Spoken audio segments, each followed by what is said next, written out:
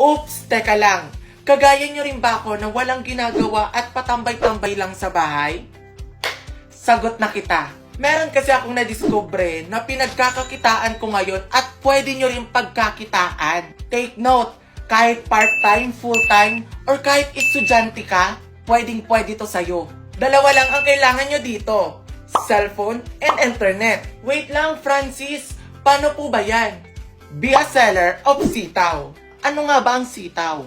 Sitaw is an e-commerce platform with the concept of dropshipping. Sa totoo lang, madali lang maging seller dito. Kasi si Sitaw na ang bahala sa supplier, sa warehouse, sa packaging, sa delivery ng product mo. At ito ang kailangan mong gawin para magsimula.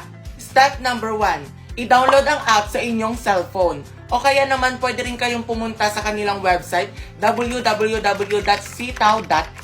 Then, gumawa ka ng account mo. Pagkatapos, pumunta ka sa account at pindutin mo ang Be a Seller. And after nyan, pwede na kayo maglagay ng name sa shop nyo. Kahit ano, be creative. And syempre, wag mong kakalimutan yung referral code ko Ito And then, i-fill out nyo lang yung mga kailangan nilang information. And once na ma-fill outan nyo lahat, i-click nyo lang yung register your shop. Once na ma-settle mo na yung account mo, pwede ka na magbenta. Paano nga ba magbenta? Una mong gagawin ay pumunta ka sa product mo. Pagkatapos, i-click mo yung product warehouse.